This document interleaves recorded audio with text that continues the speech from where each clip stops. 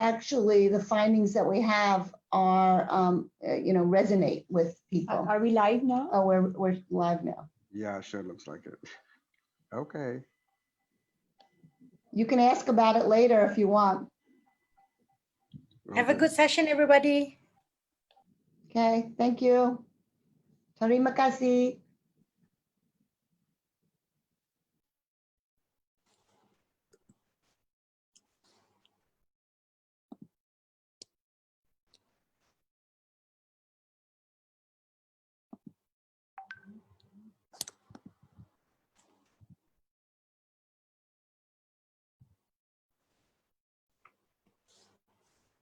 Hi, good afternoon, everyone. How are you feeling today?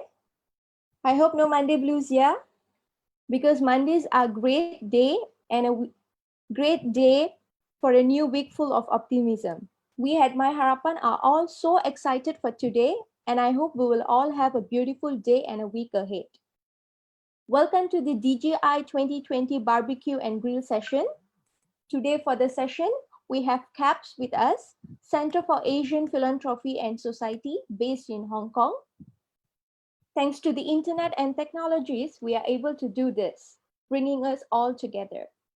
We also have Datul Sendirian Berhad, Impact Malaysia and InScan joining us this afternoon. Welcome to the first edition of DGI 2020 Barbecue and Grill session. For your information, Malaysia has been part of the Doing Good Index, also known as DGI, since 2018. When CAPS started their first of its kind study showcasing factors that enable and injure private social investment and philanthropy across Asian economies. To those who don't know about My Harapan, we are also known as the Youth Trust Foundation, a not-for-profit organization dedicated towards empowering young Malaysians by supporting youth projects and social business initiatives that contribute to nation-building efforts. My Harapan has been appointed as a local partner for Malaysia to run data collection for DGI. This moderated session will be led by Mr. Ashran Datogazi, CEO of Datul Sendirian Berhad. Now, the session starts off with a sharing of DGI findings and followed by the barbecue and grill session, joined by Inti Firdaus Azharuddin, CEO InScan, and Ahmad Faris Amir, CEO Impact Malaysia, to discuss further on how Malaysia can do better in DGI. Without delaying any further, we have Ruth Shafiro, co-founder and chief executive CAPS, and Maywesh Mumtaz Ahmad, director of research CAPS. And the floor is all yours, Ruth and Maywesh. Thank you very much, Sharni, and thank you, My Harapan, for being our most wonderful partner for the Doing Good Index and for understanding what's really happening on the ground in Malaysia. We could not hope for a better partner who really not understands the pulse, but helps set it in Malaysia. So it's our great pleasure to be here this afternoon. Let me just share some information with you. We're sharing the screens. Okay, let me first tell you about our center. The Center for Asian Philanthropy and Society, CAPS, is a research and advisory nonprofit based in Hong Kong, but working throughout Asia. Our mission is to increase both the quantity and the quality of private resources going toward doing good. So that means philanthropy, CSR, impact investing, all the ways in which private resources can be utilized alongside government initiatives and the social sector to do good.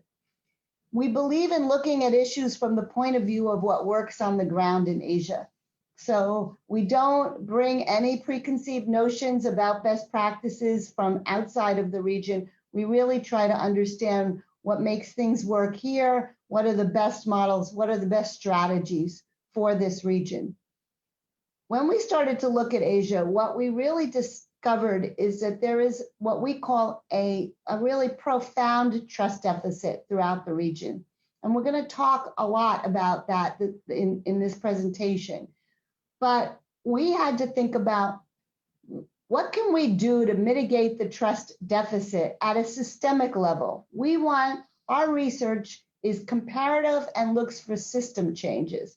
So we came up with the Doing Good Index as a way to really look at the government's role and of the ecosystem or the society's role in increasing transparency, increasing accountability, and helping to mitigate the trust deficit. And we're going to share our findings with you today. As we know, because of COVID-19, the world is facing unprecedented challenges. And what we have found is that COVID-19 didn't create anything new, but it has accelerated really important trends that were taking place in any case in Asia and around the world. We also know that in these difficult times, the social sector has absolutely stepped up to the plate. So the social sector, and what I mean by social sector are nonprofits, social enterprises, philanthropy, CSR, both the supply and the demand for money that creates together the response that's non-governmental to the issues at hand or the challenges we all face. The social sector has been vital in providing food, in providing healthcare, in deploying medical services, in working with government to address people without incomes and the most vulnerable. At the same time, it's important to realize that the social sector has kept on doing what it was doing prior to the coronavirus, which was delivering services to the poor, to the most vulnerable, to the needy, and those continue. Why do we do the Doing Good Index? As I mentioned, this index helps us to see how private resources can be maximized. And what are we talking about here? In the United States, it's usually considered about right that philanthropy accounts for about 2% of GDP, or is equivalent to 2% of GDP. What if Asia, what if the 18 economies we studied could get to that 2%? Well, that would be $587 billion a year that we could generate. That is 12 times the amount of foreign aid that comes into Asia and a third of the annual costs of achieving the Sustainable Development Goals by 2030, a huge amount.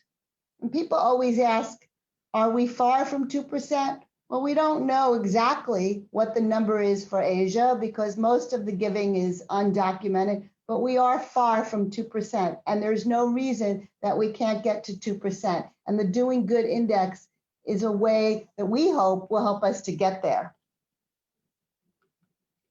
How can we do it? We're going to talk about 3 sets of solutions. One is we're going to address aligning incentives around doing good, how to get everyone kind of marching to the same tune. 2 is, as I mentioned, mitigating the trust deficit. That is really important, and it's important in Malaysia specifically, along with all the other countries. And 3, maximizing private social investment. So Mevesh, my colleague, will talk about specifics in each of these 3 areas. But what is the Doing Good Index? My Harpon can tell you, and some of you may have filled out, the study that we send out every 2 years, which is quite a long study. It takes about 45 minutes to fill out.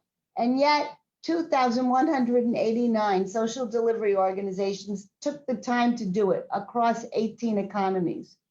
Along with our partners, we interviewed 145 experts.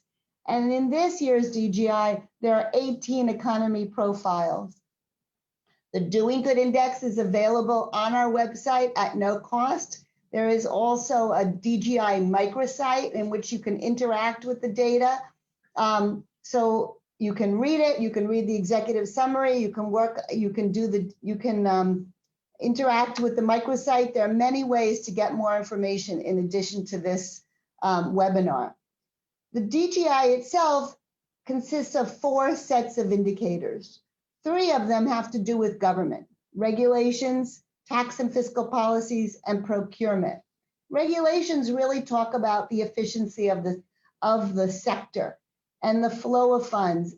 It's also regulations that can help with accountability, help with transparency, and help with communication between government and the nonprofits and social enterprises.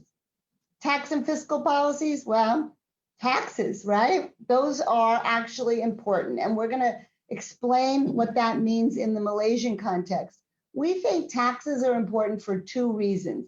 One, because it's real money, and people always like to get something back. But more importantly is that in Asia, many donors and many corporations like to give aligned with government rather than counter to government. And if a government has good tax policies, then it's a signal that government wants you to engage in this way, wants companies to engage in this way, and that's really important. Procurement, which is the third way that governments can engage, is really making procurement contracts accessible to social delivery organizations, be they nonprofits or social enterprise. An ecosystem essentially refers to everything else that's non-governmental. What are corporations thinking? What are individuals thinking? What's the perception of the nonprofit and social sector? What are governance constraints? How is talent found? So we'll give examples of what we mean by this within the Malaysian context. Here is the index overall.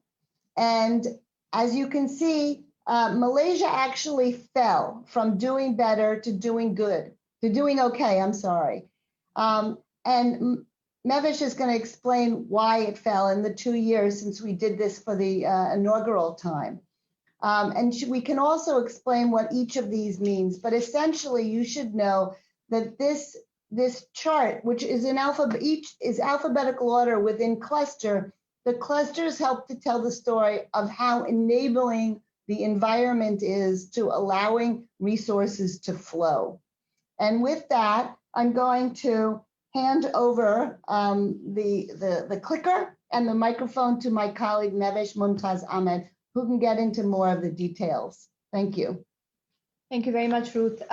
So I'm sure you're all wondering, why did Malaysia fall from doing better to doing okay? But more importantly, how can Malaysia climb back up from doing okay to doing better? And we do have, the Doing Good Index does give us answers to that.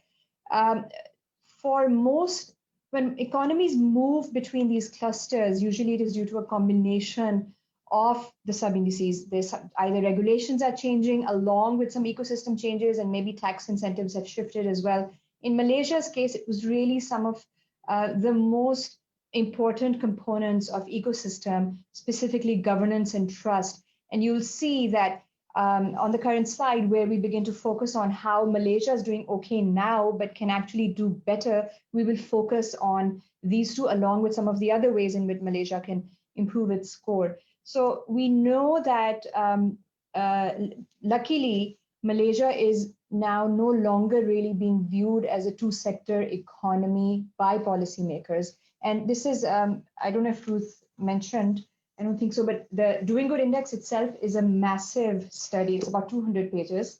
We're going to give you an overview, don't worry. But at the end of that, we have these detailed economy profiles that walk you through more information in detail about each economy. And Mai Harapan, who was the primary author for this profile, did speak to how Malaysia was viewed as a 2-sector economy, the private sector and the public sector, but how that is now changing. So these are encouraging winds that are blowing, where the social sector is being recognized as an important 3rd leg of the 3-legged stool, as Ruth likes to say. So that's great. And the government has signaled some support for the social sector by mentioning social entrepreneurship in the latest budget, by wanting to work with the social sector to bring in marginalized groups and provide them employment.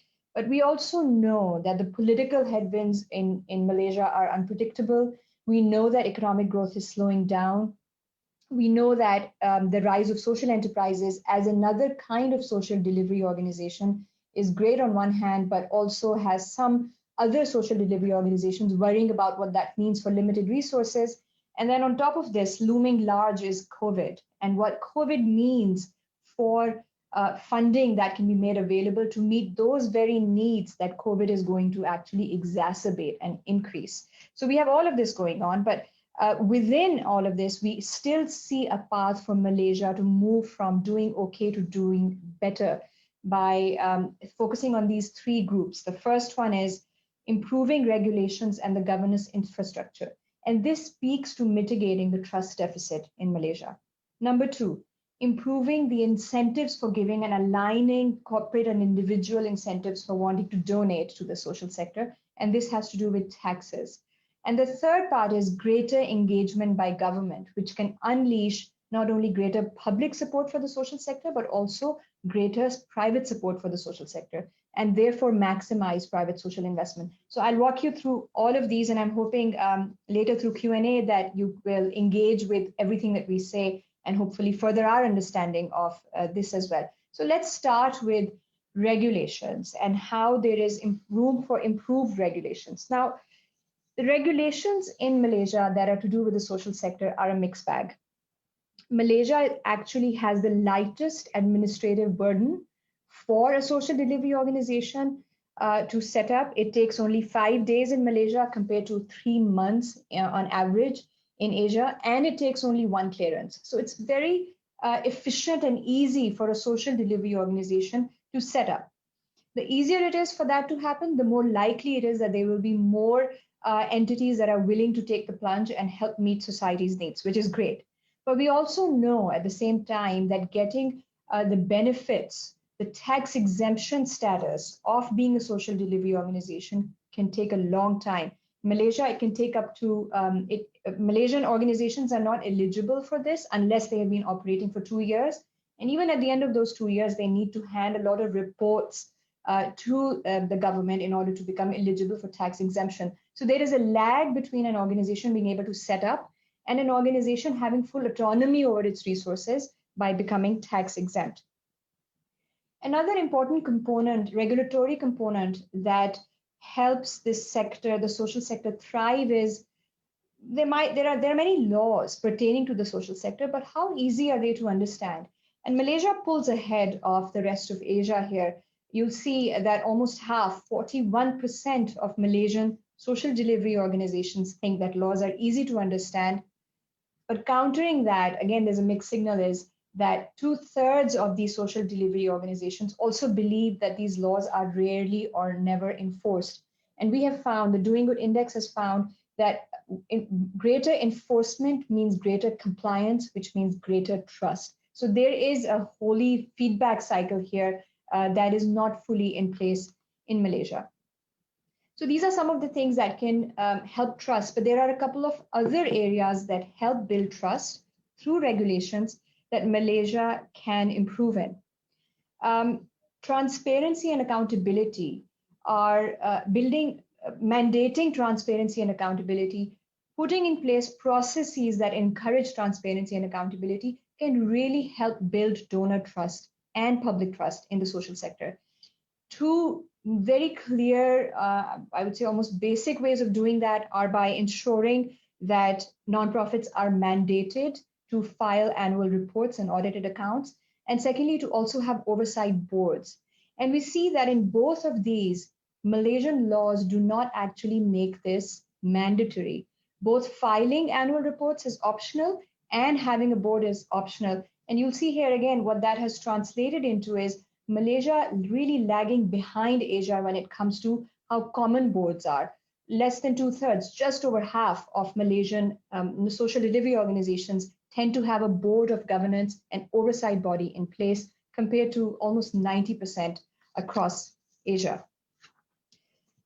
Now let's switch over from how more trust can be built, especially with the aid of regulations, to how incentives around giving can be better aligned through taxes. But before I do that, let's spend about half a minute looking at what the funding landscape is in Malaysia and across Asia. One of the headwinds that was blowing before COVID hit, that COVID has just amplified, is that foreign funding is declining. Foreign funding was already declining out in 10 out of 18 economies across Asia, and that includes Malaysia, because Asian economies are perceived to be becoming more prosperous and donors would rather give to poorer countries, or because in 6 of these economies, as you can see, there is actually increased wariness of foreign funding, and laws are being put into place that increase scrutiny of foreign funding and slows down that flow. For a number of reasons, foreign funding was declining. We know that COVID will accelerate that trend. How are Malaysian nonprofits responding? 81% of those that observe this decline in foreign funding are turning to domestic donors. And that's exactly where the Doing Good Index is very important, because what we really look at is how domestic CSR, domestic philanthropy, domestic impact investment can be unleashed within a single economy. One of the avenues that Malaysian nonprofits and social enterprises are turning to is crowdfunding. Already, 41% of Malaysian nonprofits and social enterprises are using crowdfunding, and that's almost double the Asia average of 25%. But more interestingly, in the future, almost 70% intend to. So crowdfunding is going to become an even bigger deal, an even bigger tool for nonprofits to raise funding than it is right now in Malaysia. That's one. But the other critical piece of putting in place incentives that can unleash domestic resources are tax incentives, tax deductions for donors. And as Ruth mentioned, taxes are really important in Asia, although they're not the coolest of subjects. They're quite dry, but they're really important in Asia because they have a dual effect here. When you offer a donor 100% rate of tax deduction for donating to a nonprofit, then there is an actual effect of that tax deduction where donors will want to give to nonprofits and other kinds of social delivery organizations. But even more important in Asia, there is a signaling effect. In Asia, institutions like companies, individuals, everyone really likes to work in tandem with government, and they are really quite attuned to the signals that the government is sending out. So when the government signals support for the social sector with a 100% rate of tax deduction, which is in place in Malaysia, donors listen. Both individual as well as corporate donors listen. And they take that as a strong impetus for them to contribute towards the social sector. In Malaysia, the 100% rate of tax deduction is in place. That's great news. But the government is again sending a bit of mixed signals by limiting the income that is eligible for it at only 7% for individuals and 10% for corporations. Whereas Malaysia doesn't have to look that far to see examples of countries where there is no limit, including Vietnam, which is a much less well-resourced economy, but the Vietnamese government is signaling full support for giving to the social sector by having no limit on income and 100% rates of tax deduction. And it's not just us who's saying that these kinds of incentives are important for donors in Malaysia. The STOs that we surveyed themselves are saying that. Most of them believe that the level of individual giving in Malaysia is low, and most of them also cite the lack of full tax incentives as one of the main reasons why that is the case. So changing these tax incentives, really unleashing their full potential, can help align incentives for giving and increase private social investment flowing to the social sector. And finally, how else can social investment be maximized? And here we see that the Malaysian government can step up more. There can be greater engagement between the government and the social sector through two avenues. One is the government providing direct funding support through grants. And here we see that Malaysia actually does very well. 41% of Malaysian nonprofits receive government grants compared to Asia, where it's only 29%. But these grants tend to be quite small, as you can see from the budget graph. It makes up on average about 6% only of a nonprofit or a social enterprise's budget. On procurement, as Ruth mentioned earlier, procurement is one of the 4 pillars, one of the 4 sub-indices for the Doing Good Index. And the reason for that is that we we believe when the government procures social services from the social sector, it is doing two things. One, it is actually helping the social sector grow because it is investing in the social sector to build its capacity and provide social services at a larger scale. But two, it is again signaling its support and faith in the social sector. It is legitimizing social sector organizations. So procurement not only pulls direct government resources into the social sector, it also helps mitigate the trust deficit. So it can really be quite an important tool. And here we see that Malaysia actually lags behind the rest of Asia. Only 11% of Malaysian nonprofits and other kinds of STOs are engaged in government procurement contracts compared to about 26% in the rest of Asia. So this is another gap that Malaysia can help bridge. And a final piece of greater engagement between government and the social sector is for the government and the social sector to speak to each other more, to have greater dialogue. And about half of Malaysian STOs report never having been involved in policy making, which is much higher than the Asia average. So that's another avenue in which there can be greater engagement between the government and the social sector. Now, this is the Doing Good Index telling us how Malaysia can move from doing okay to doing better. But the index also identifies some other trends, a few challenges, some opportunities that are important for the Malaysian social sector. And I will touch upon these briefly before handing it back to Ruth for a sum up. One of the trends to watch is corporate engagement. And here we see that Malaysia actually pulls out ahead of the pack. There is a lot of healthy corporate engagement with the social sector in Malaysia. 2/3 of Malaysian STOs receive corporate funding that is higher than the Asia average.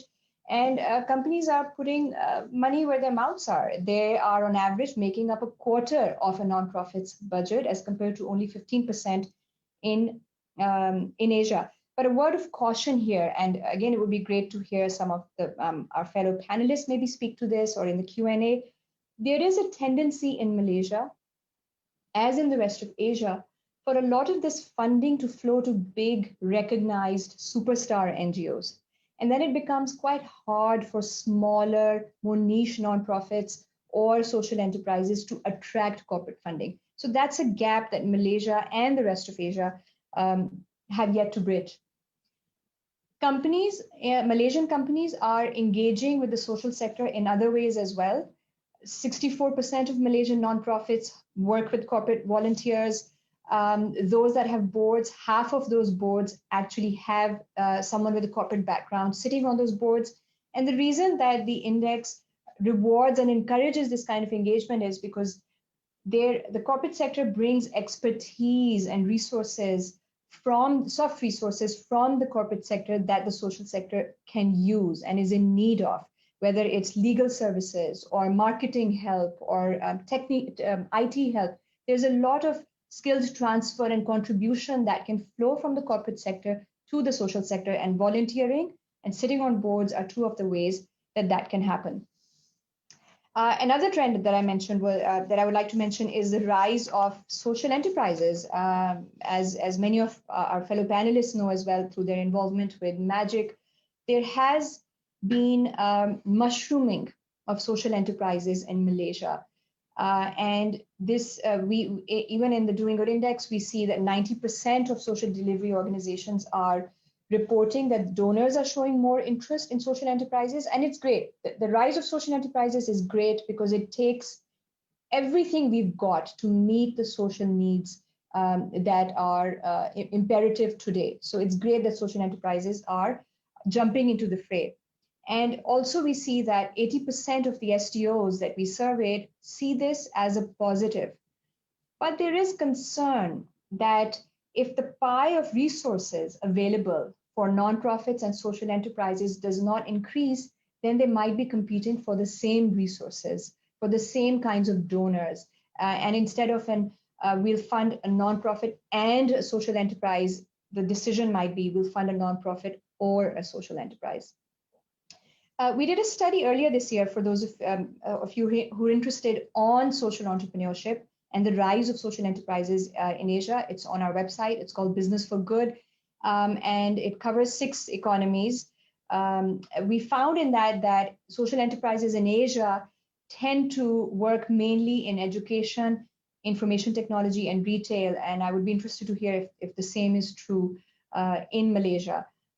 And a final couple of challenges that I want to leave you with before handing back to Ruth is the investment, the non-financial investment that is flowing into the social sector. So let's look at the chart on the right first, where we see that only 16% of social delivery organizations in Malaysia receive consistent capacity building support. Consistent capacity building support is what helps an organization institutionalize, to grow, to upskill, and to retain talent. So it is not surprising then that if you look on the left, you'll see that 2/3 of Malaysian social delivery organizations find it difficult to recruit and retain talent. This lack of investment in capacity building is one reason, but there's another reason which is very hard to correct for. And again, Malaysia is not alone in this perception that non-profit staff should earn less than their for-profit counterparts exists and persists across Asia, and that makes recruiting and retaining talent very challenging. So with that, I will hand back to Ruth for wrapping up. Let me just add on this slide that there is a myth out in the world that administrative costs are bad and that it's a goal to keep them as low as possible. But when you keep them as low as possible, you don't do capacity building, Right. You don't pay your staff a living wage, and you shortchange your ability as an SDO to actually deliver. And so what we really need to do is be more transparent and accountable and say, yes, we are spending more on administrative costs, but here's where the money's going and why. And so I just think that we have to educate the public at large and donors also to realize that administrative costs in and of themselves are not bad. It's more important to understand where the money's going. So with that, we have a call to action, and everyone has a role to play. What can governments do? As we said, regulations are really important. They help to allow the system to flow. Sometimes I say that regulations are like cholesterol. Good regulations allow the system to flow, allow organizations to be created and money to go to them. Bad regulations are like bad cholesterol. They stop things up and make it difficult for organizations to continue to operate. Taxes are important. And for the signaling aspect as well as anything else, it's also a myth to think that if you give a donor a tax incentive, somehow the government is losing money. It's not. In Asia, as Ngos said, and I believe as I said, many individuals and corporations want to give aligned with government. So by offering a tax incentive, you're actually having more money go to the issues that the government cares about and ends up making you money or creating additional resources going toward commonly held challenges, then starving the resources from addressing those same challenges. What can Hi, Ruth and Mavis. Sorry to interrupt, but we have 5 minutes left before the panel discussion. Yes, we're on the last page. Okay, thank you. What businesses can do? Certainly businesses can provide funding, and they do in Malaysia. And that is a really positive sign. But also businesses can do things, as Mevesh was describing, that are not just the transfer of money. They can transfer skills and expertise. And nonprofits and social enterprises do need financial planning and accounting and IT help and marketing advice. And all of those exist in the for-profit sector. And lastly, businesses can engage in partnerships, both with government and with social delivery organizations. And in fact, we think increased collaboration is absolutely integral to addressing our complex problems today. What can social sector organizations do? They can engage with government and corporates. But it's important to know, a lot of nonprofits think that the only way to engage is if those organizations just give them money. Actually, it's incumbent on SDOs to figure out what the needs are of the corporates and of the government, and to align what their messages is and what they're serving and their services are along with those agendas. And they can build trust. Even if the government is not requiring the filing of annual reports, there's no reason why an organization can't do an annual report and put it up on its website. The social delivery organizations themselves can take leadership in building trust and accountability in themselves, and we encourage them to do so. So with that, that's the end of our presentation, and we really look forward to the discussion. And thank you very much. Thank you, Maywish and Ruth, for the sharing of DJI findings. If audience have any questions, please comment in the comment section and our speakers will answer to it during the panel discussion or later after the session. With that, I would like to invite Ashran to moderate the barbecue and grill session. Ashran, the floor is all yours. Thanks, Sharon. Hi, everyone. Good afternoon. So thank you very much, Ruth and Mavish, for that presentation just now.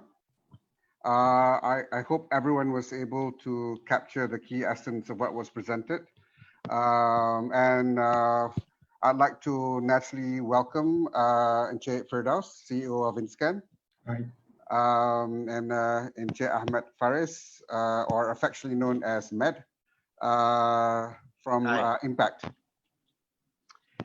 So folks, this is going to be the group that's going to be discussing and debating a little bit on what was presented and shared earlier on. But before we start, I just wanted to take a pick a little bit of what Ruth was wrapping up just now. I thought it was awesome that you've also framed the accountability to SDOs. While certain things naturally can be put across as policies or interventions that can be done by government, but I think SDOs, if you've got that aspiration and spirit, then you should be undertaking it yourself, as opposed to it just being a top-down push. I thought that was, pretty spot on with regards to that. Now, to get things going a little bit, perhaps, Ruth has kind of shared what CAPS is, but also for the benefit of the audience, perhaps Encik Firdaus, a quick minute to share what InScan does, and after that, following that, Mad, a quick minute about Impact. Hi, okay. InScan is an Institute Keusahawanan Negara, or in English is a National Entrepreneurship Institute of Malaysia. Our main responsibility is to train and develop the entrepreneurs here in Malaysia. And more recently, the social enterprise has also been added on to the list of trainings that we have to conduct. That's it. Cool. Short and sweet. Thanks for us. So I have a couple more seconds extra since Firdaus didn't use his. Hi all. So Impact Malaysia is an initiative under a government agency, which is a strategic catalyst under the Ministry of Youth and Sports, called Impact Integrated. So Impact Malaysia and a couple more brands, which include a radio station, a sports complex, an e-commerce platform, as well as most recently our esports initiative, is all part under the same social conglomerate. And like I said, we're under the purview of the Ministry of Youth and Sports. But Impact Malaysia specifically as an initiative, or what we call as the business unit in Impact Integrated, focuses a lot more on including youth and developing youth through social innovation and social things in general. And one of the goals that we have in Impact Malaysia is to culturalize impact, which covers both impact reporting, impact assessment, and eventually look into impact investment. So a lot of the things that is to be discussed today are very relevant to Impact Malaysia as a brand, as a business unit, and as an initiative. But it will largely be centered around impact as a subject matter, and a lot more will be to drive youth in Malaysia. So that's Impact Malaysia. Cool, Matt. Thanks. So just to get the ball rolling, and because we've got a solid 45 minutes for us to kind of go back and forth with regards to whatever that was presented. And I think earlier in the presentation by Ruth and Mavesh, it was talking about how the social sector is more vital than ever right now. And there were a few areas that's in the front line based on the study that has been done. That includes food aid, healthcare, emergency grants, and broadly supporting government initiatives. And I think we've got two organizations here this afternoon that's looking at SDOs as pure nonprofits, and also the categorically social enterprises, which what Encik Firdaus kind of mentioned just now. But if I were to take you with regards to what was highlighted in terms of the elements or the ingredients of the index, and taking into account representative from INSCAN and Impact this evening, then I'd like to kind of skew the conversation a little bit today around ecosystems and perhaps touch a little bit on procurement. We can naturally look at the possibilities on tax and other regulatory matters, but I think these two areas would resonate a lot closer to what Impact and INSCAN is doing. So let's start a little bit first from what was highlighted just now. There are three areas that Malaysia can do better, and that's what the DGI has been put across, right? Improve regulations and governance, better incentives, and greater engagement by government. I kind of want to go to number three first. And based on what was presented, Malaysia is naturally looks ahead on grants, but ahead here, what I want to pose to members of the panel, does it mean necessarily good? Because we're talking about grants here, right? So let's open up the floor with regards to that, and because this specifically is talking about government grants. Anyone wants to be taking this up first? So I'll just go. Sorry, so I'll just go first then. Yeah. Wait, sorry, sorry, Ruth. Can Ruth answer or? Oh no, should? Ruth. Let's open the video call here, so Ruth can actually answer. But Matt, why don't you go first? Sure. So I'll start first with the comment earlier, whether or not being high on grants, giving grants is a good thing, or whether it's a bad thing. I'll say it's a good thing nonetheless, but in the end, what's important is balance. So if we are able to give out a lot of grants and for SDOs to receive a lot of grants, at the same time, we also want them to be sustainable, because the concern is always at the point when grants deplete, or when corporates are no longer interested to give out grants, when governments can't afford grants, perhaps. Well, we touch wood, we don't want that day to come, but we must entertain that scenario where they no longer are interested, and it's very possible to some extent. We spoke about signaling a lot earlier, as presented by Ruth and Mavesh. So if tax isn't as attractive for corporates, so they may not someday give out grants, and I think that's worrying.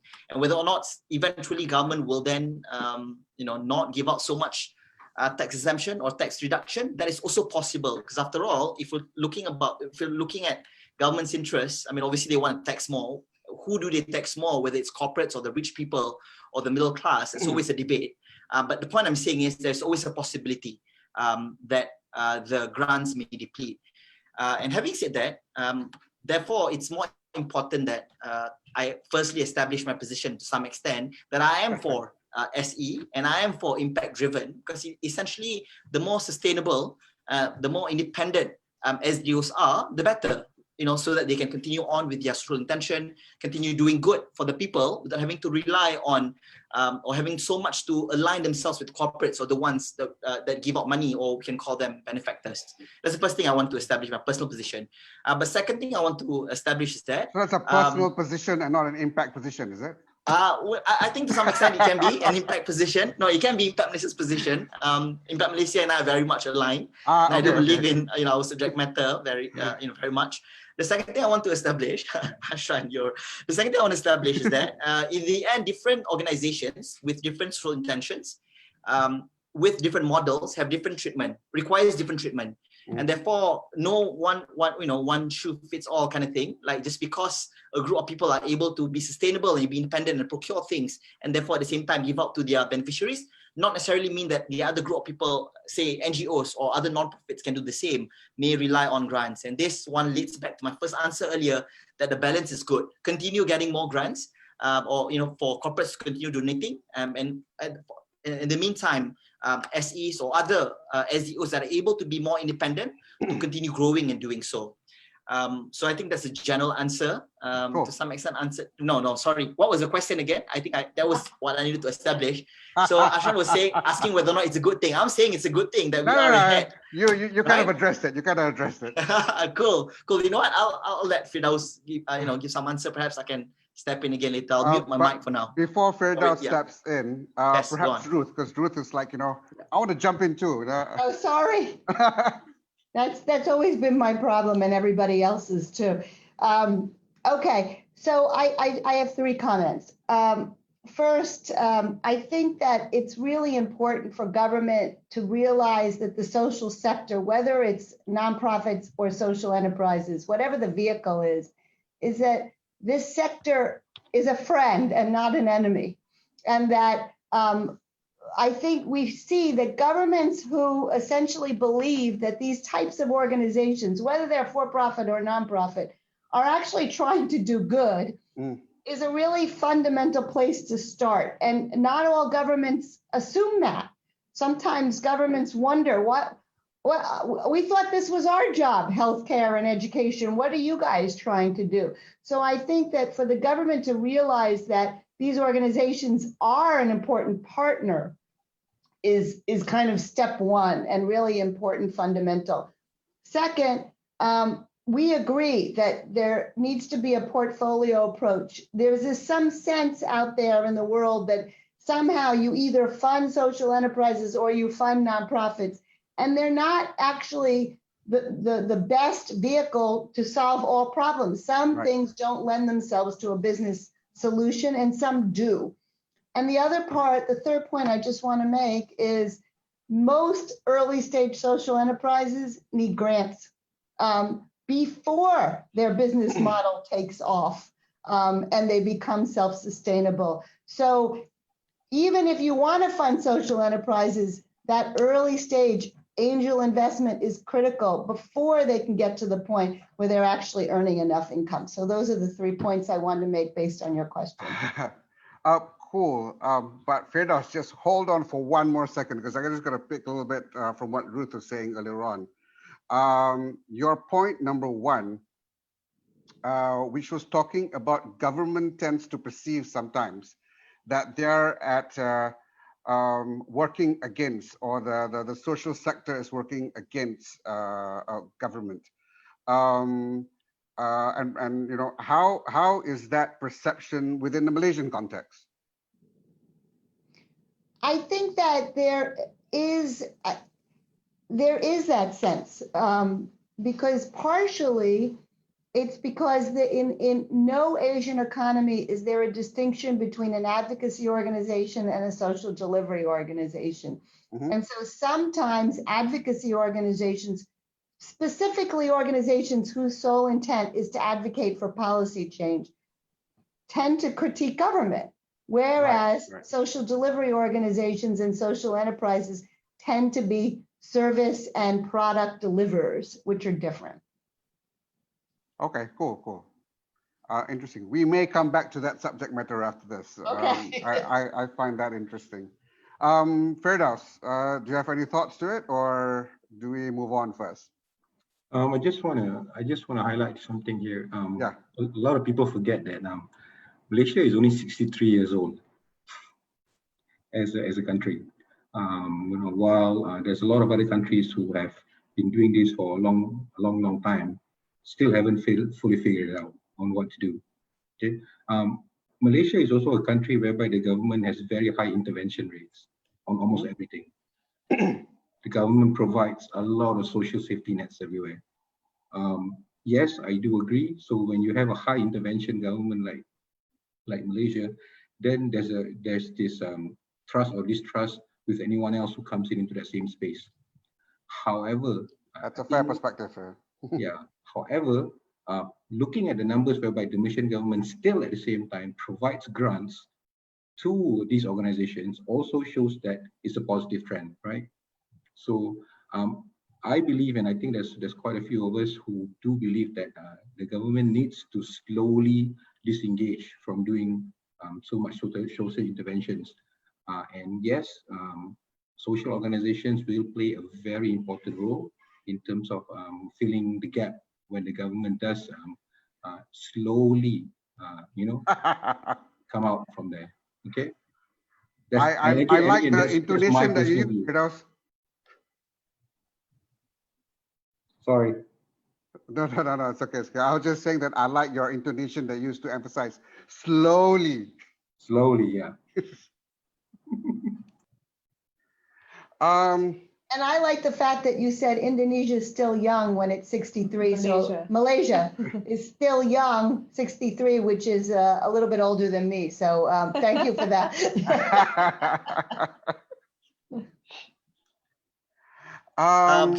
Can I add just a bit more? I think this is the part where I kind of dropped it. If that's okay, if not okay, I can bring this back later. Fire away, man. Cool. Fire away, right? I think now I remember there's one. The conclusion to what I was saying earlier is that even if, let's say, there's a lot of grants, and even if SEs are very sustainable, in the end, the question is whether or not all these things that we're doing, which is in the Doing Good initiative under the GI, it creates an impact, whether or not it really moves the needle. I think that's always the question. And I think this is an important part which I would like to first address very quickly, because eventually some of my comments later will resonate around this, in which I don't know about the world, but I can definitely say this about Malaysian SDOs, which I usually refer to as the third sector players, which includes the foundations and whatnot, is that we are very obsessed with output. And similarly, this is also a reflection of how the grants are given out. Like in the end, when grants are given out, they will expect that that there's 10,000 people that will receive the assistance, right? That it will be distributed to that many that many schools, and that it will, as opposed to it going in depth and to some extent to wait for a certain period of time to see how that grant or that funding given or that funding being spent will change the lives of the people, because that's essentially what impact is. And this is something that I'm trying my best to popularize, is that impact, or even doing good, must not be treated as a transaction, but it must be treated like a journey. And if we continue on with this obsession, then we'll always go for, like what Ruth or Mevesh mentioned earlier, the superstar non-profits, because they are the ones with the numbers. They are the ones that receive that many accolades and awards, right? And we'll never be able to go in depth and look into the ones that really are moving the needle and change the lives of the people, because that's what essentially impact is. Okay, right. I'm done. And back to Ashran. No. Cool. Can I comment on that, Ashran? No, please. Let's keep this really fluid. So this is fine. This is perfectly fine. I think that's it's a really important point that you make, Med, and it links to another point, which is that links back to what Firdaus was talking about as well. There is COVID has increased this recognition that really no one can do it alone. The government cannot do it alone. The private sector cannot meet social needs alone, and neither can the social sector. So we are anticipating that in the wake of COVID, the collaborations will become more common than they have. And that does require these trust barriers to be broken down. It will also probably shine more of a light on these questions. Where is this funding coming from? Is it mixed? Mixed sources of funding, if anything, will become even more common. And Ahmed, while I take your point that sustainability is really important, I also want to highlight that some of these needs that are these problems that the social sector is taking on, that the government is taking on, are deep-rooted, intractable, long-term. So it's okay for it to take time to solve these problems with a view to overall impact and moving the needle and changing the system. So I like Firdausi's pace of doing things. Let's go slow. Can I interject a bit here? Okay, let's now. On what Matt said about the government pushing for outputs or even outcomes, from some of the government funding that I've seen, I don't think it's really that extreme of a case. I think it's a case whereby sometimes the wrong measurements are being looked at.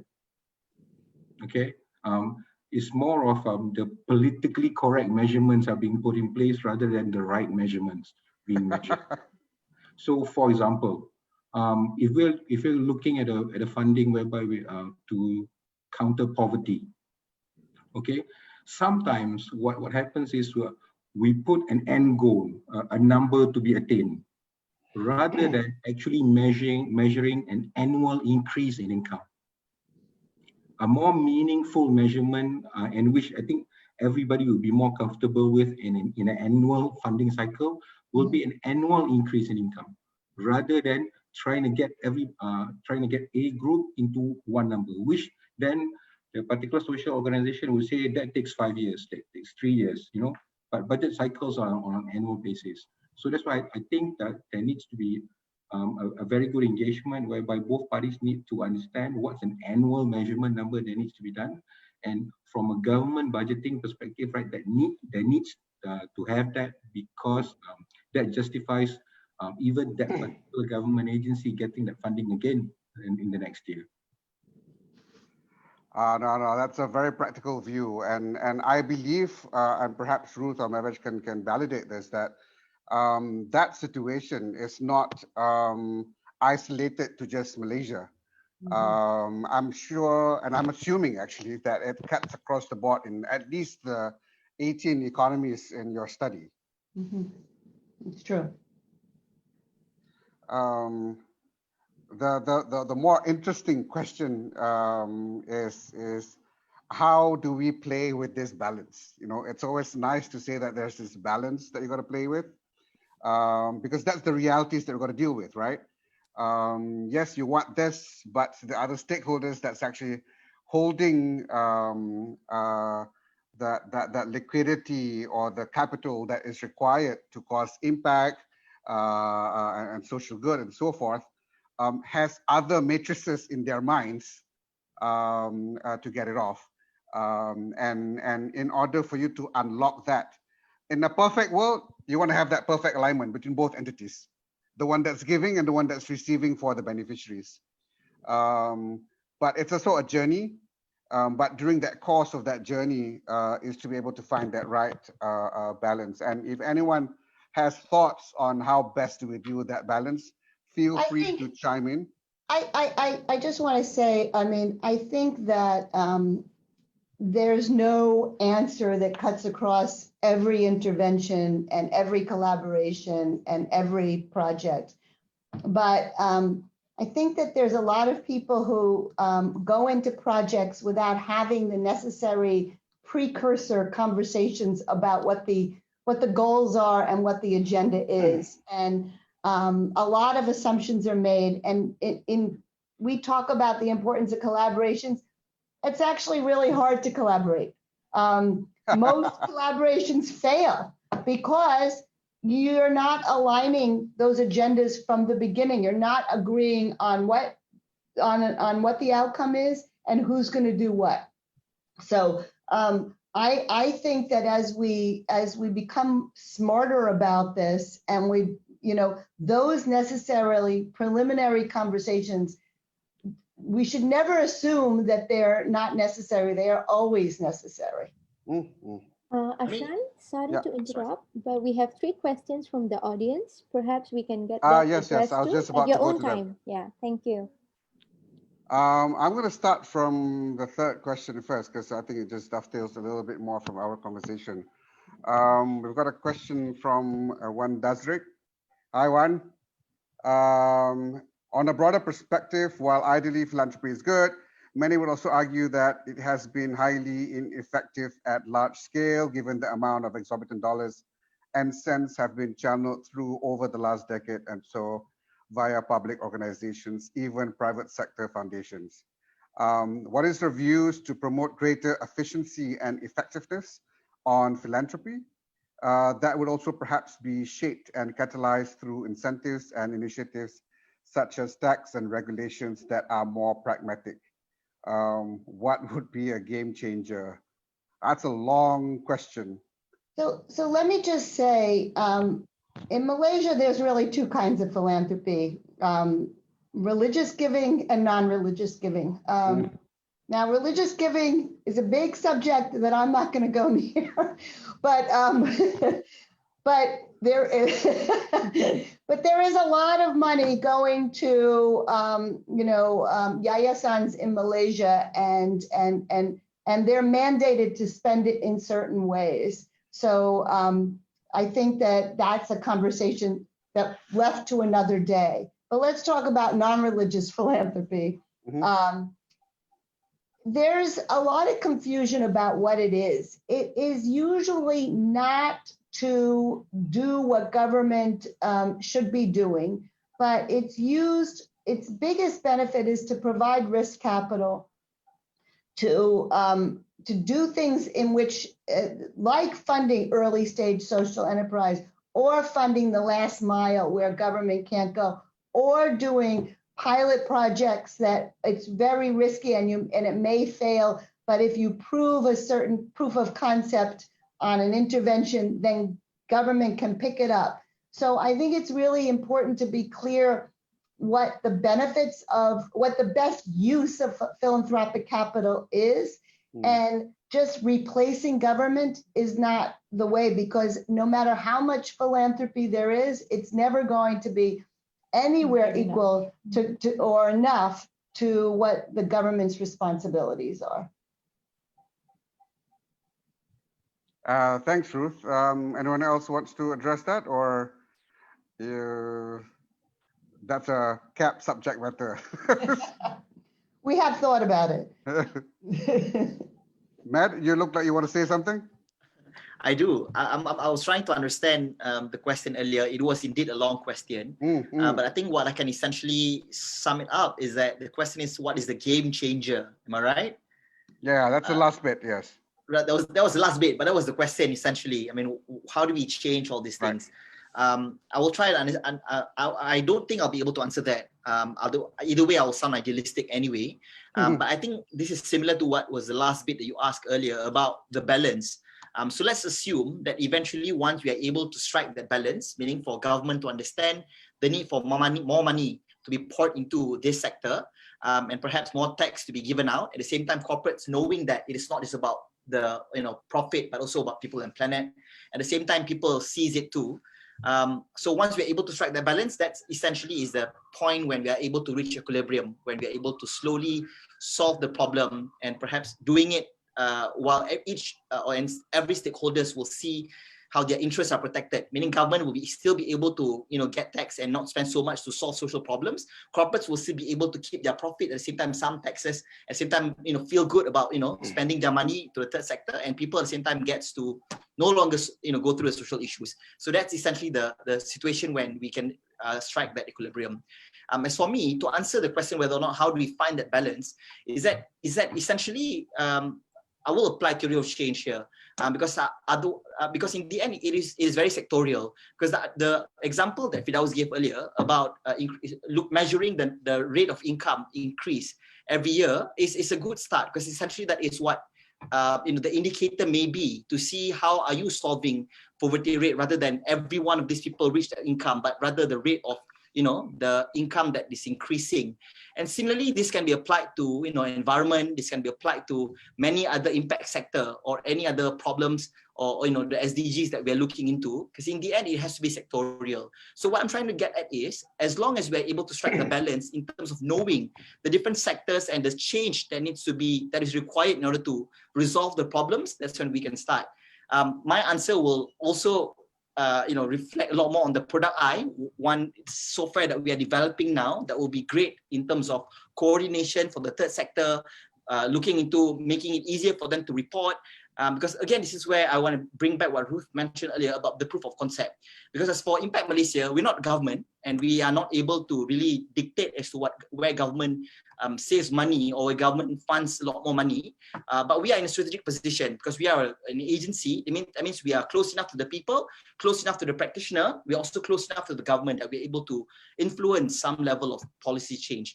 What I'm trying to get again, it's the software that we're looking into, and that's when we are able to coordinate, we are able to allow better proof of concept to be then given to different stakeholders and see what is really the next step. And if I do have time, I can talk about product eye a lot more, but otherwise then the answer is that, yeah. We may touch on that depending on time, Matt, later on that front. I kind of want to use this to go back into question one that was from the audience. Just to address, and a quick one perhaps coming from either Matt or Firdaus, because somebody was asking here, how do we define a social enterprise? Is there a formal registration for an SE, or is it just purely based on guidelines like what Magic was doing? This is a question from Alina Amir. A quick one. I don't want to deep dive too much with regards to this question. Okay, this can get really technical because even in our, we've recently rolled out a basic social enterprise training program.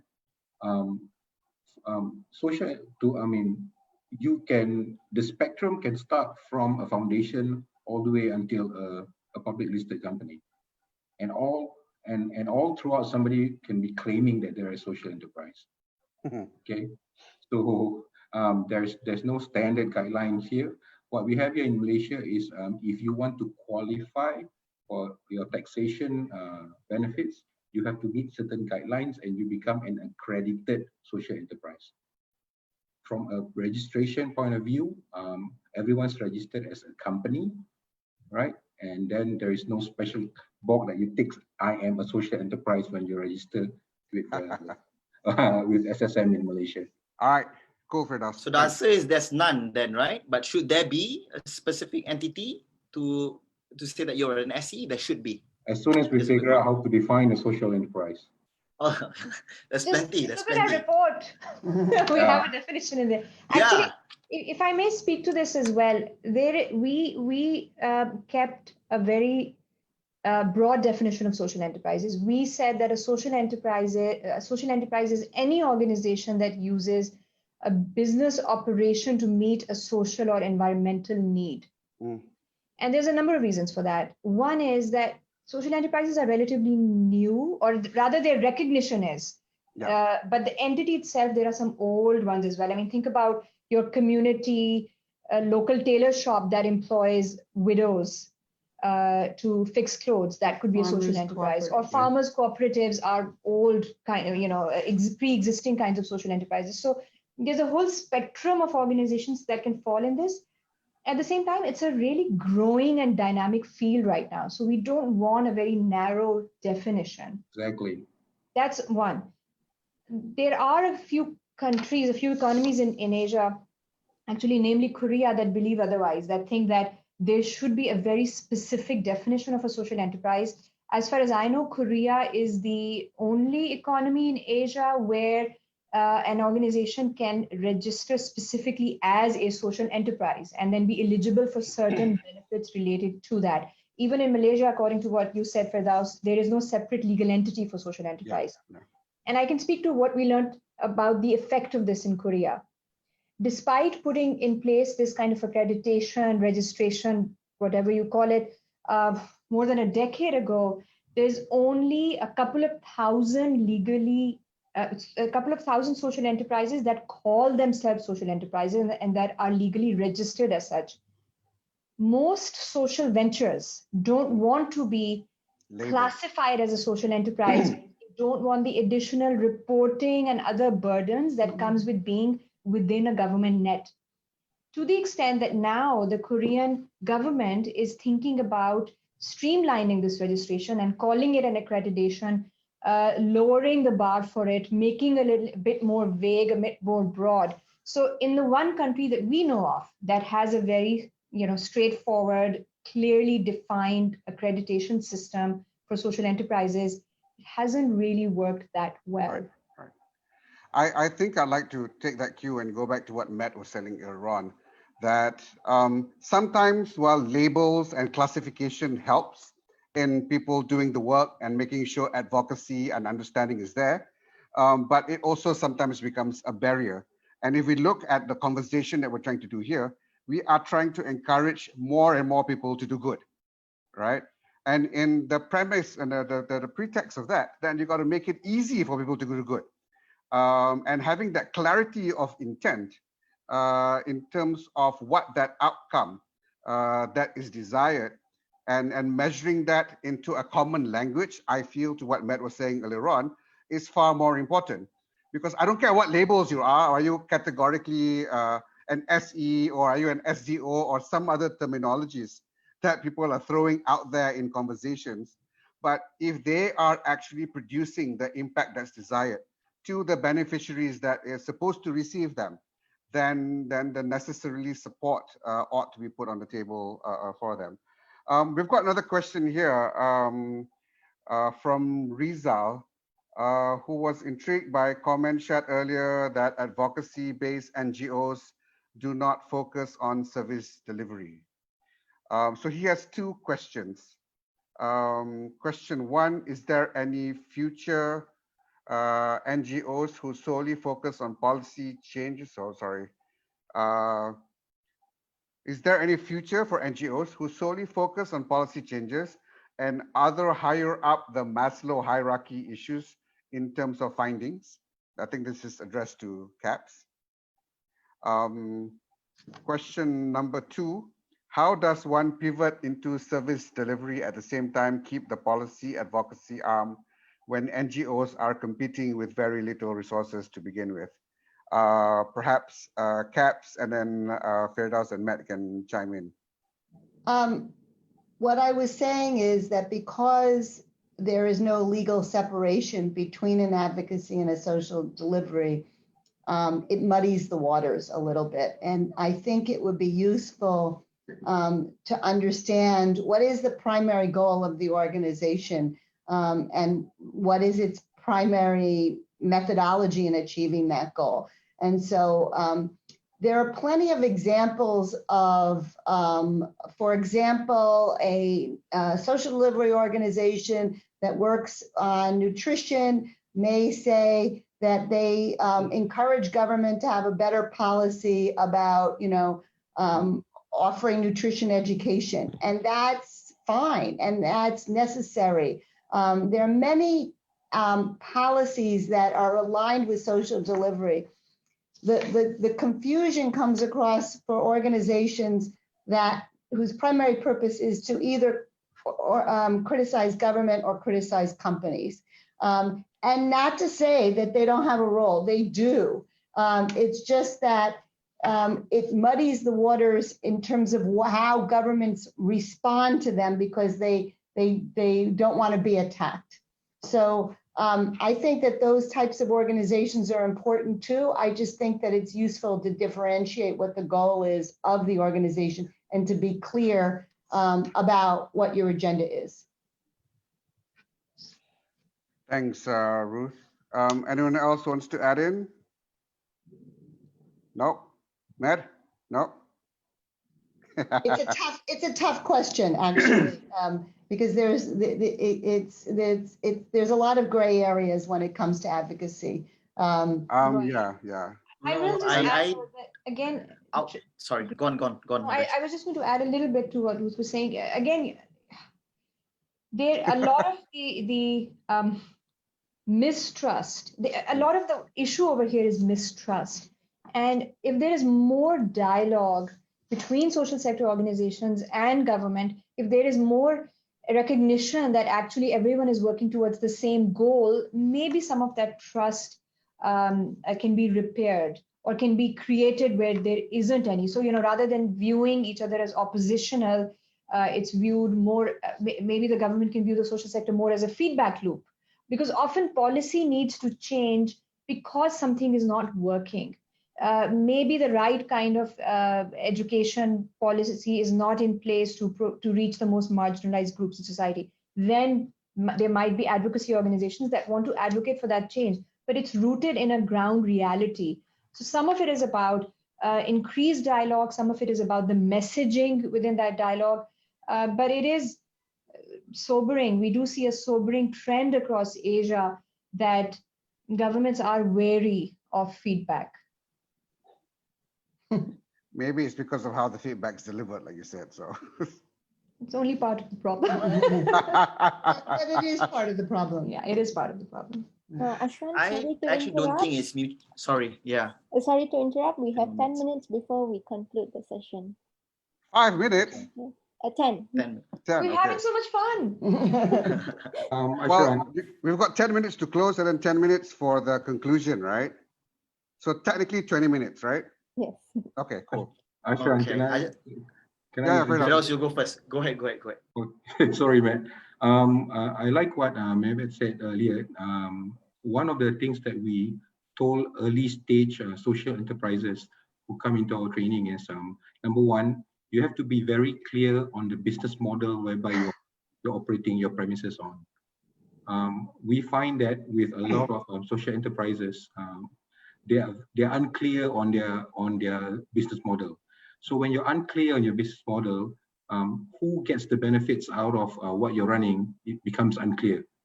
That leads to governance issues. Okay, I think step number one is, what are you trying to achieve in the first place? How you're going to go about doing it through your business model, who your beneficiaries are, how you're going to treat costs, how are you going to treat profit, how are you going to treat cost of goods.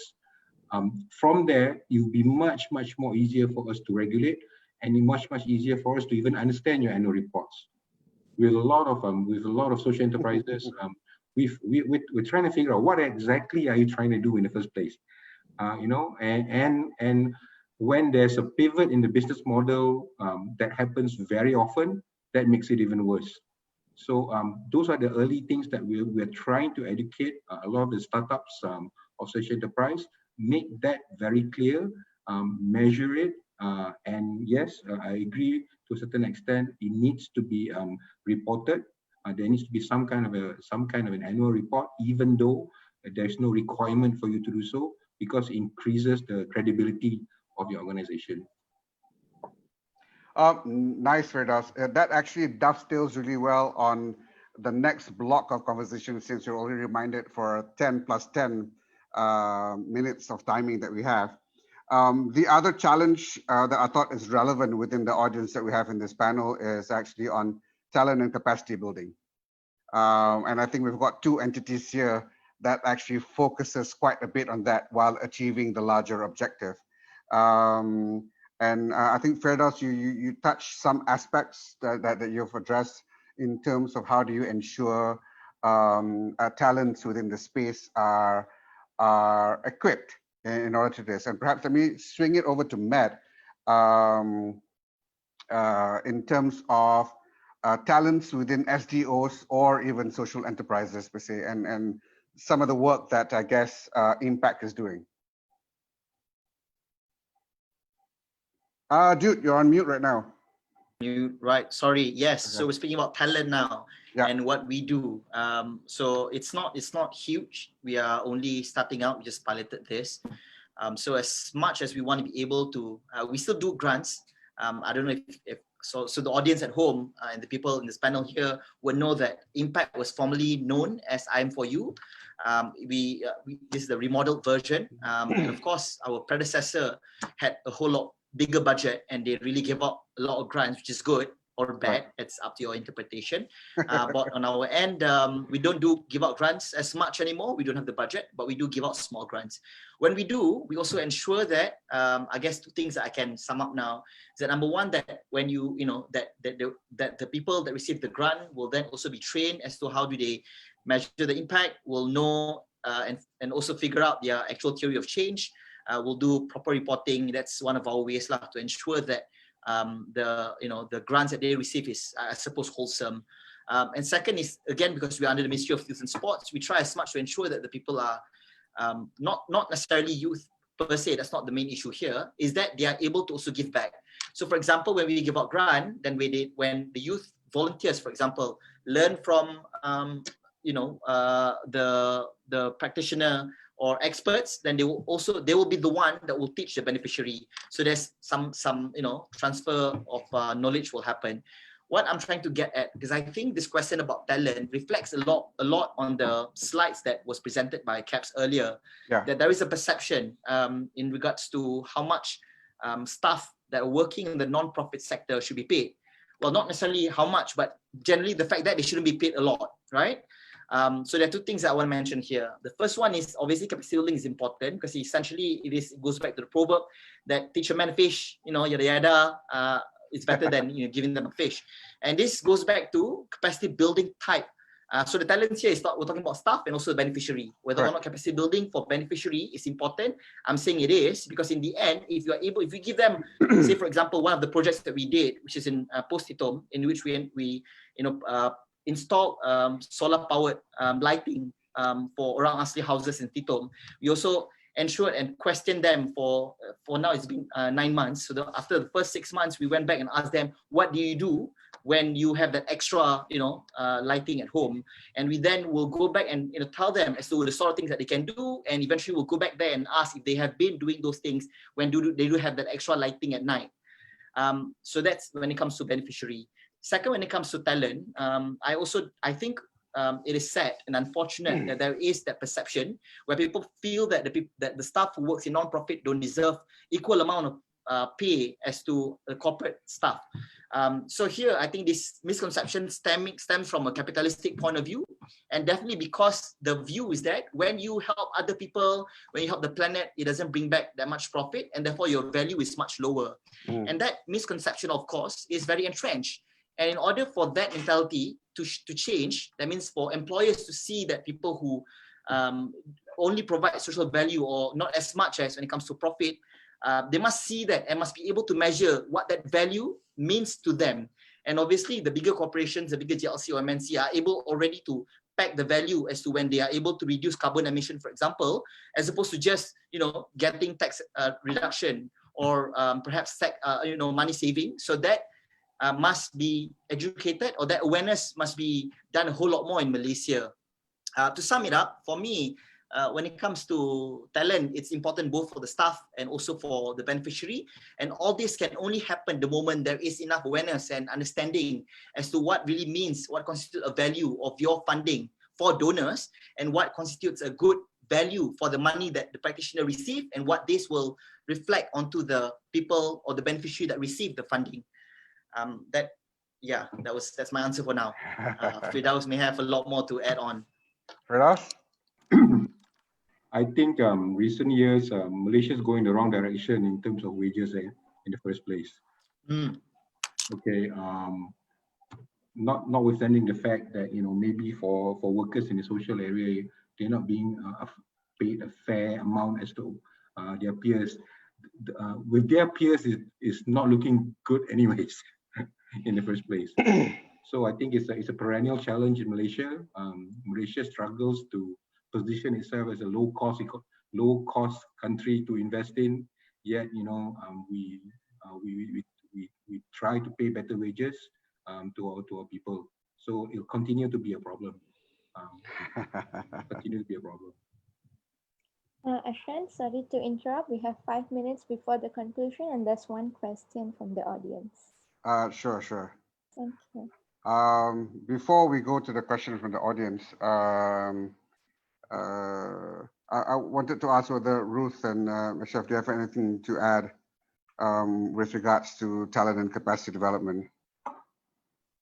Yeah, I wanted to add one more thing to the list that Med mentioned of why talent is a problem. Then Firdaus added to that, which is also this perception amongst more traditional, more conservative societies that non-profit work is high risk and not worth it to invest in if you want to have a long-term career. This is something it's linked to what Med was saying earlier and what we discovered, which is around this perception of non-profit staff earning less.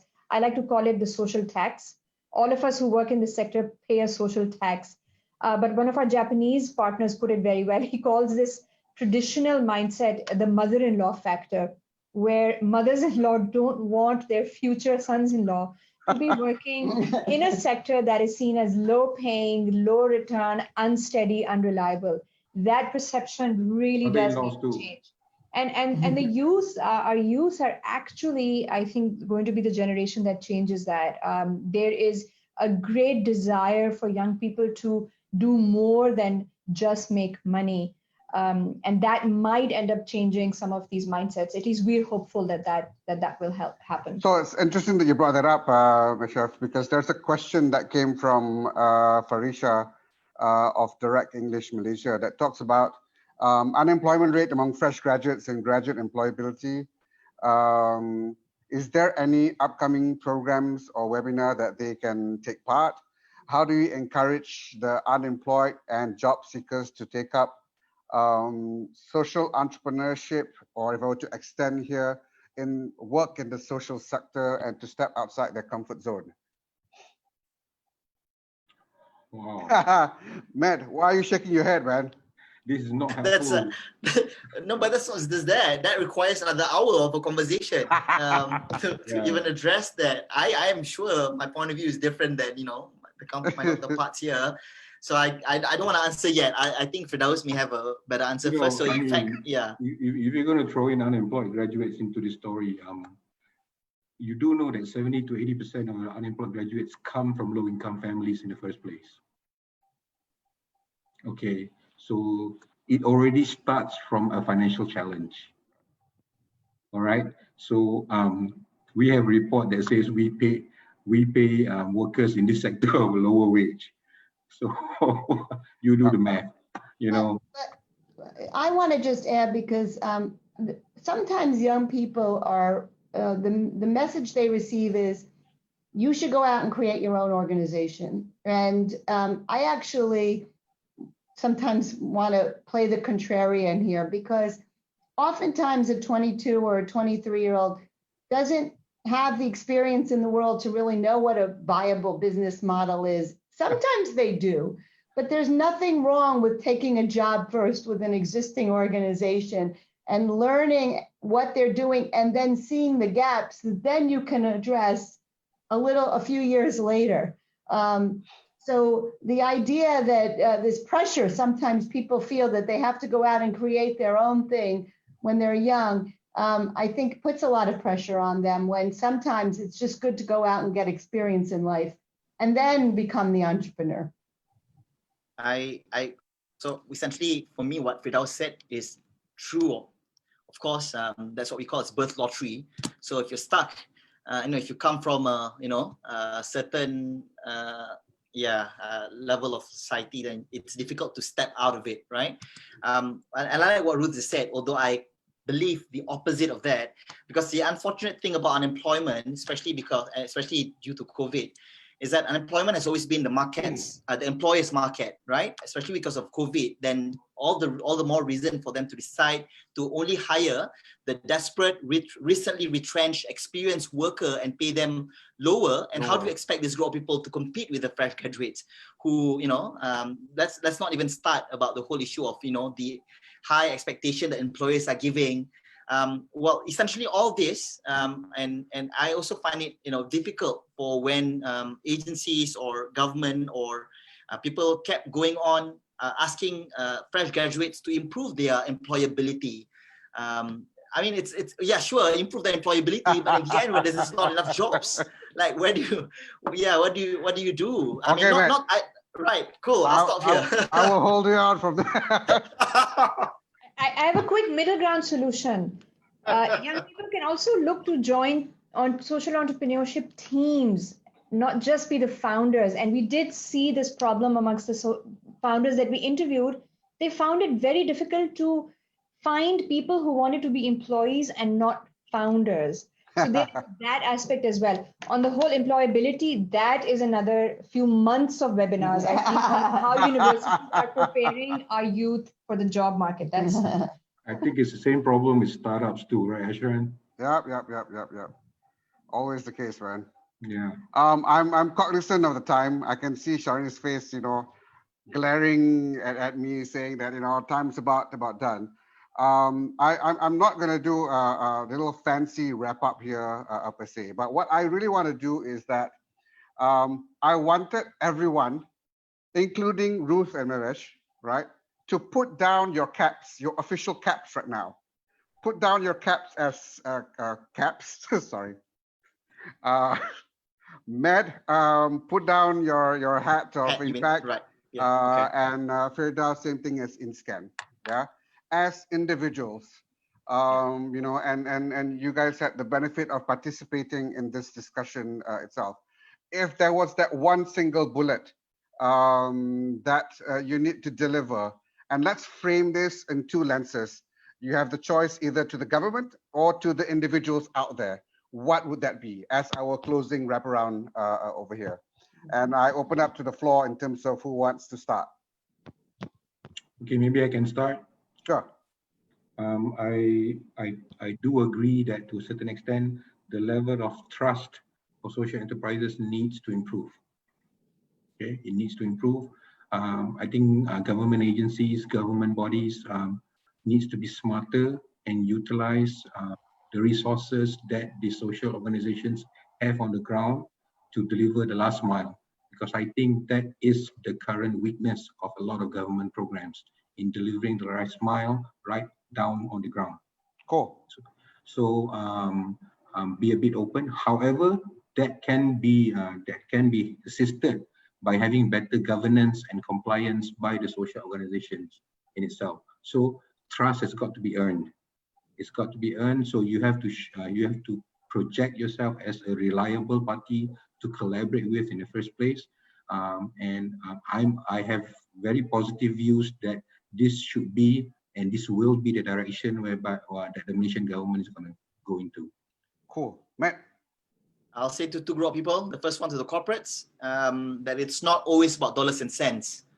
So that's number one. Number two, to the government, which I'm not really a part of, but I can tell them later again, to listen a lot more and to pay a lot more attention.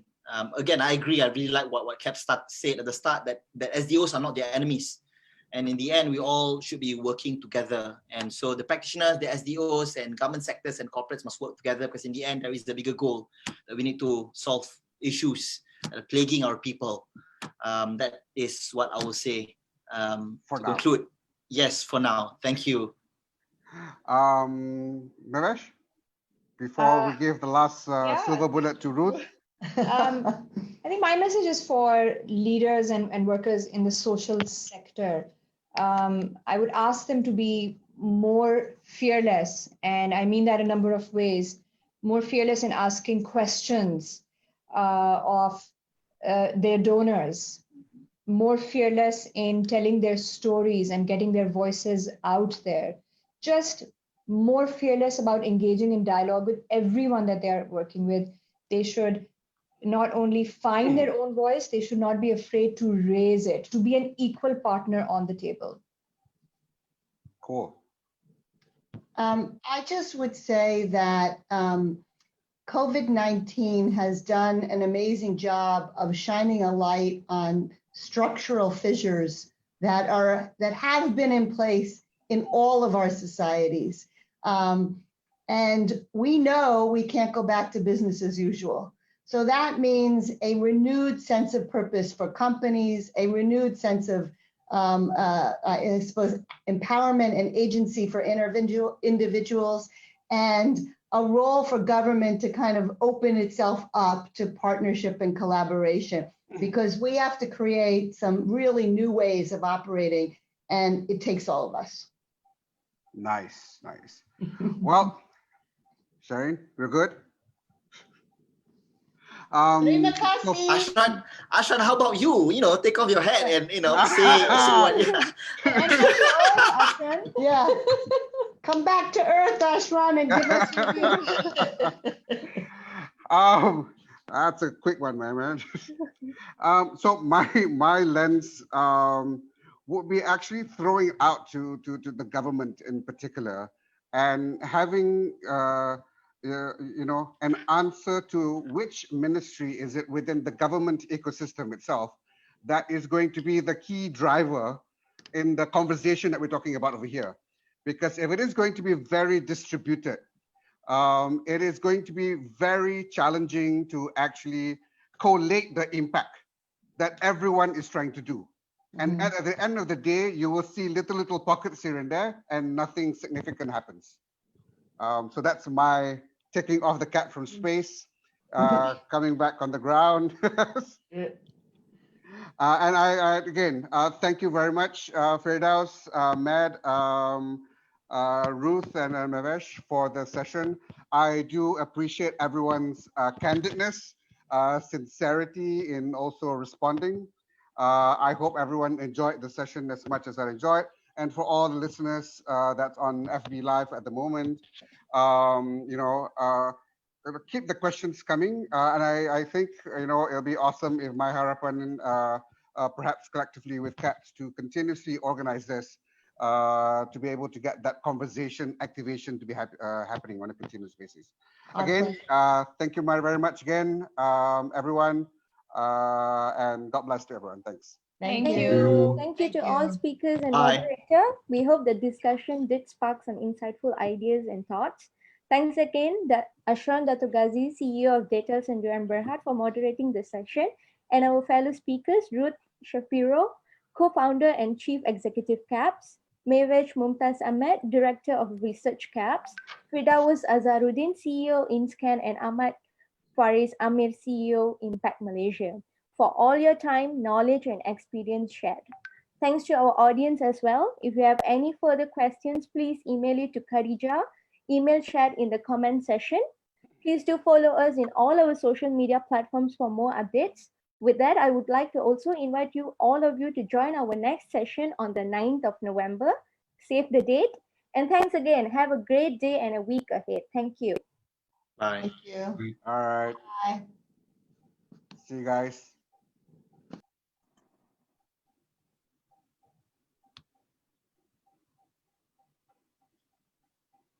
Okay.